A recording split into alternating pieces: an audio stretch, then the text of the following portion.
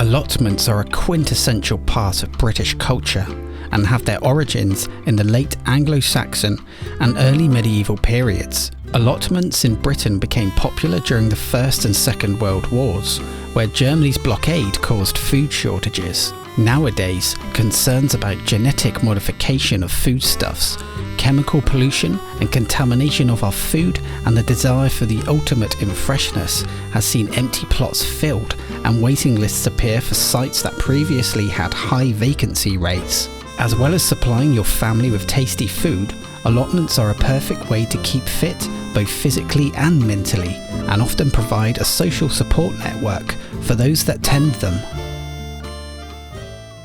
Our allotment site. Based in Devon in the United Kingdom, our allotment community was officially formed in the 1920s. Records of our site shows details of allotments here dating back to the mid-1800s, although the site could have been used for this purpose even further back. This area was once all orchards, and a nearby monastery built in the 1400s, now repurposed as a pub, likely saw the monks tending the land we now hold plots on. Many tenants speculate that the old apple trees on our site could be the children of the ancient trees that once grew in the orchard. The land here has been owned for generations by a farming family and is leased to the city council on the condition that it is used for allotments. With well over 200 plots in use here, there is an abundance of tales that circulate the site, some dating back to its founding days.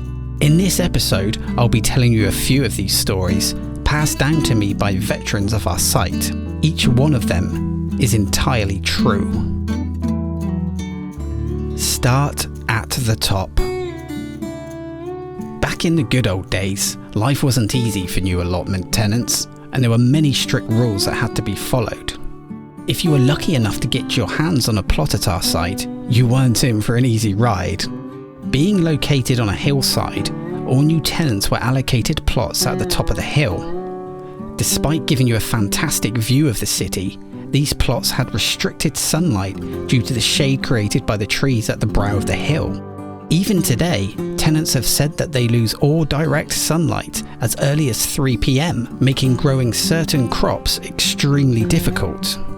If you persevered with your allotment and provided you were a keen and skilled grower, when other plots became vacant, you could be lucky enough to obtain a plot further down the hill. It is here you would find optimal growing conditions due to the sunlight not being restricted by the trees, goodness in the soil that ran down the hill over time with the rainfall, and a chance to save your legs a long and steep walk up the hill. Back in the day, it was certainly worth keeping on the good side of your allotment committee.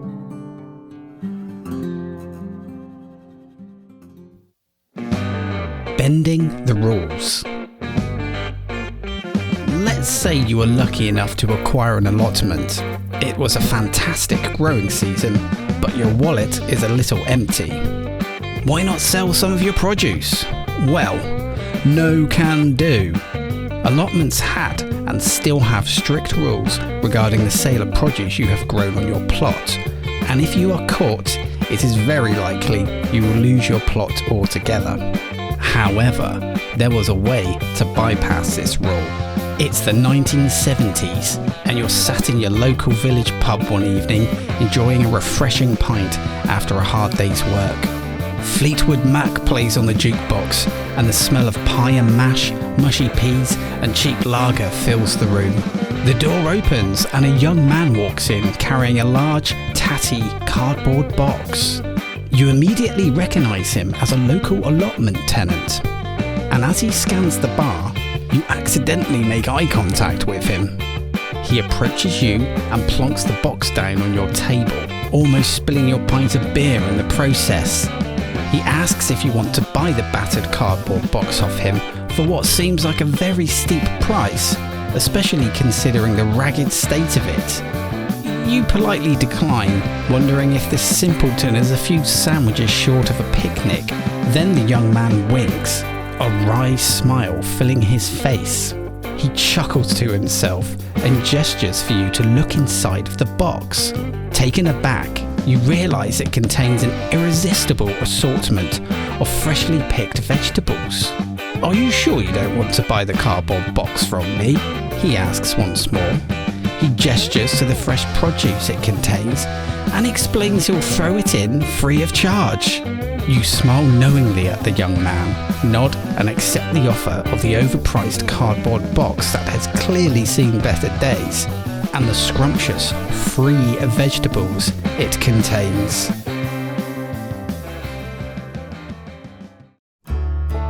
Shed rules. Today, it's not uncommon to see large sheds at an allotment site, decked out with all the modern trimmings you could think of. But back in the day, this sort of thing was unheard of. At our allotment site, all sheds had to be built beside a main access road. If the road was to the left of your plot, the shed had to be placed in the top left corner. If the road was to the right of your plot, your shed had to be in the top right corner. If you wanted to build a mega shed like the one we've constructed on our plot, you better think again. Sheds had to be practical and used solely for storing tools. You want a kitchen or sofa in your shed?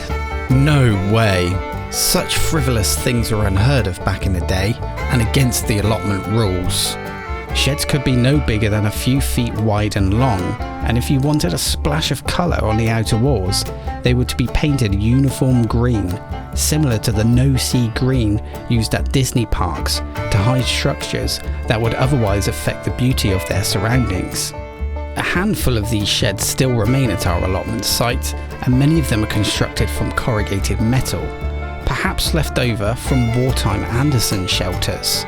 Although with the safety of its tenants in mind, the City Council has now implemented strict rules about structures on the site, and many of these sheds have been taken apart due to them being in a state of disrepair and at risk of collapsing and hurting somebody. Crash, bang, wallop.